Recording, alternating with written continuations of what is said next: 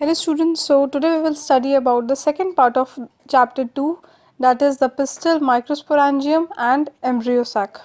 Arise from the placenta and are megasporangium, which is commonly known as ovules. Now we have to study about gynoecium.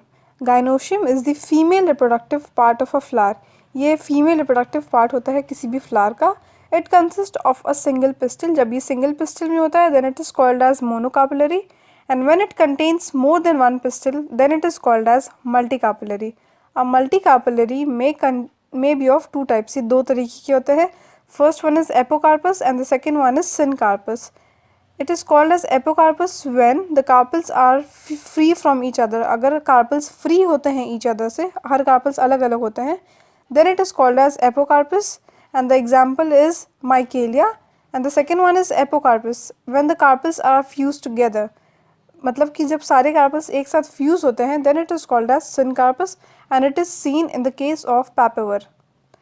Any pistil contains three parts. First one is stigma. Stigma क्या होता है? Stigma serve as the landing platform for the pollen grains. Pollination के बाद जब pollen grains किसी जगह पे आता है flower पे, तब वो एक landing platform पे आता है, that is called as stigma.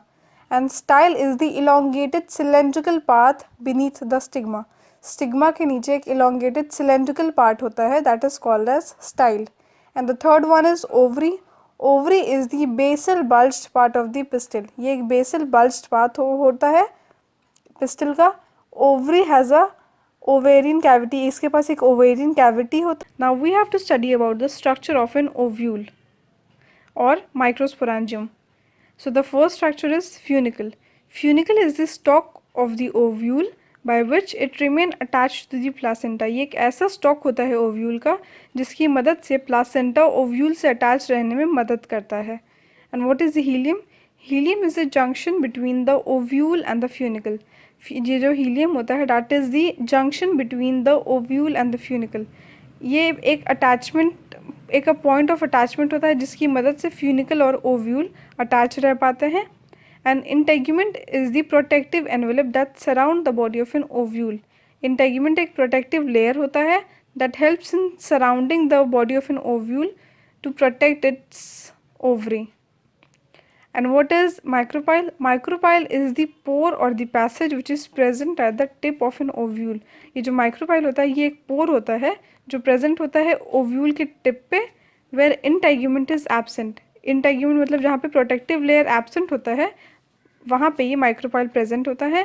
And chalaza is present opposite to the micropolar end. ये micropolar end के opposite side में होता है. That represents the basal part of the ovule. ये ओव्यूल के बेसल पार्ट को रिप्रेजेंट करता है. And nucellus is the mass of the tissue that is enclosed within the integument. ऐसा टिश्यू का मास होता है ये that is enclosed within the integuments. जो प्रोटेक्टिव लेयर के अंदर जो मास होता है टिश्यू का that is called as nucellus. It has abundant food reserve for this development of an ovule. Ovule के डेवलपमेंट के लिए फूड रिजर्व होता है जिसकी मदद से फीमेल गैमेटोफाइट डेवलप कर पाता है. Now we have to study about megasporogenesis. Megasporogenesis is the process or formation of megaspore from megaspore mother cell. Megaspore से जो megaspore mother cell बनते हैं that is MMC, that process is called as megasporogenesis. In this, ovule generally differentiate a large single megaspore mother cell at the micropolar end of the nucellus. Ovule इसमें differentiate करता है single megaspore mother cells का in the micropylar end में. This microspore mother cells have to undergo meiotic division which result in the production of 4 megaspores. meiotic division की मदद से 4 megaspores produce होते हैं in which most of the flowering plant degenerates 3 megaspores and only 1 megaspore develops into the female gametophyte that is embryo sac. The nucellus of the functional megaspore, जो functional megaspores का जो nucellus होता है that divides meiotically to form 2 nuclei. meiotically divide करते हैं and they form 2 nuclei which moves to the opposite poles and form 2 nucleate embryo sac. 2 nucleate embryo sac he produce करता है. 2 और more meiotic divisions के बाद एक 8 nucleate embryo sac produce होता है 6 of the 8 nuclei get surrounded by the cell wall. 8 में से 6 न्यूक्लियाई के अराउंड सेल वॉल जनरेट करता है and 2 nuclei that is polar nuclei are situated at the egg apparatus. egg apparatus के पास 2 polar nuclei रह जाते हैं. The 3 cells are grouped at micropolar end. 3 cells जो होते हैं वो micropolar end के पास रह जाते हैं that form egg apparatus and the 3 cells at chalazal form कुछ जो नीचे रह जाते हैं 3 cell that is called as egg apparatus and जो 3 सेल ऊपर चले जाते हैं that is called as chalazal end और एंटीपोडल एंड्स उसको कहते हैं. At maturity embryo sac is 8 nucleate and 7 cell. इसकी मदद से जो एम्ब्रियो सैक होता है that is 8 nucleate and 7 celled. Now we have to study about the embryo sac. As we know that embryo sac is a 8 nucleate and a 7 celled. So in an embryo sac is said to be form when the haploid megaspore nucleus divide. जब haploid megaspore nucleus divide कर जाते हैं then it possess 2 haploid nucleus and 6 haploid cells which do not have cell nucleus. जिसमें से 8 में से 6 haploid cell ऐसे होते हैं जिनमें cell wall develop नहीं करता है और 2 haploid cell ऐसे होते हैं जिसमें cell wall होते हैं. In some cases a haploid nuclei combine to form a single cell. कुछ केसेस में हैप्लॉइड न्यूक्लियस कंबाइन कर जाता है सिंगल सेल के साथ to form a endosperm mother cell. Endosperm mother cell को फॉर्म करने के लिए at the event of the fertilisation के टाइम पे 1 male nucleus and the egg nucleus combine to form the zygote. Fertilisation के time पे एक मेल गैमेट और एक female gamete that is egg and male nucleus combined together to form a zygote that leads to the development of an embryo. Endosperm nucleus तब form होता है जब fusion हो जाता है प्राइमरी एंडोस्पर्म न्यूक्लियस का और सेकेंड मेल न्यूक्लियस का. जब सेकेंड मेल न्यूक्लियस का और प्राइमरी एंडोस्पर्म न्यूक्लियस का जब फ्यूजन होता है that forms a PEN, that is primary endosperm nucleus. Now we have to study about the organization of an embryo sac. Embryo sac का organization कैसे होता है? First one is synergid or helper cell. These synergids or helper cells are generally possessed a micropolar nucleus. इसमें एक micropolar nucleus होता है and the second one is chalazal vacuole.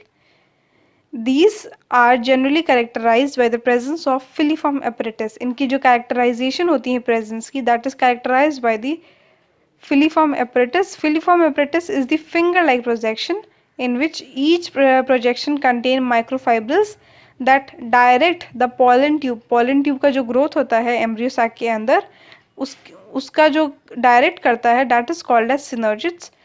Egg होता है, egg is the cytoplasmic synergid. ये एक cytoplasmic polarity का synergid होता है that is present opposite to the wall of the micropolar end.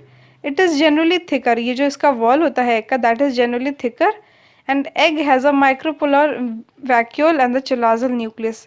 egg के पास एक micropolar vacuole होता है और एक chalazal nucleus होता है. Third, we have to study about antipodals. Antipodals is also called as vegetative cell. In this, there are 3 antipodals in an embryo sac.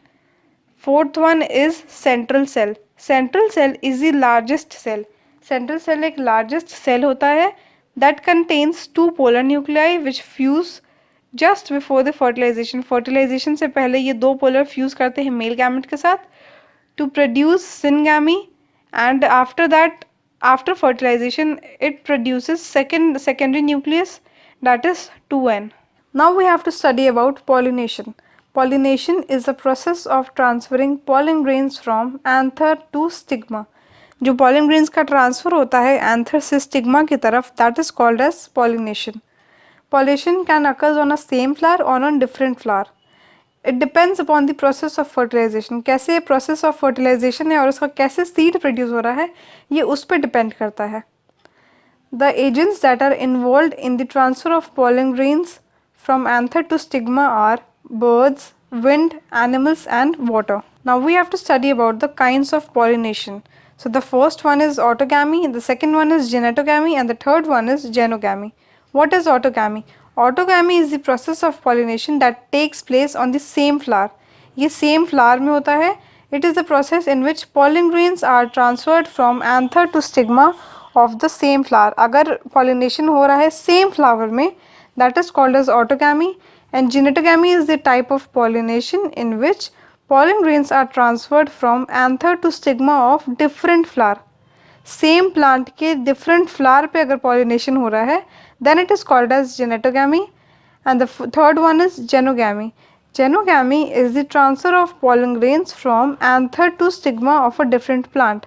अगर जो पॉलिनेशन हो रहा है वो एक प्लांट से दूसरे प्लांट में हो रहा है, मतलब पॉलिनेशन मतलब पॉलन ग्रेन्स का जो ट्रांसफर हो रहा है वो एंथर से स्टिग्मा किसी दूसरे प्लांट में जा रहा है pollen grains, then it is called as xenogamy. Now we have to study about the difference between the autogamy, genetogamy and xenogamy. Autogamy and xenotogamy are self-pollination. ये self-pollination इसलिए होता है because it occurs on the same, अगर ये एक same plant में होता है pollination, so it is called as self-pollination. And xenogamy is a cross-pollination. Autogamy is the process of transfer of pollen grains from anther to stigma of single flower. अगर pollination हो रहा है within a single flower, then it is called as autogamy.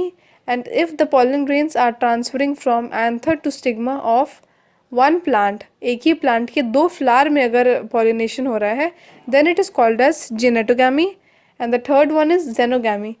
If transfer of pollen grains from anther to stigma is occurring between two flowers of different plant और different varieties के बीच में अगर pollination हो रहा है, then it is called as genogamy and it is a kind of cross pollination.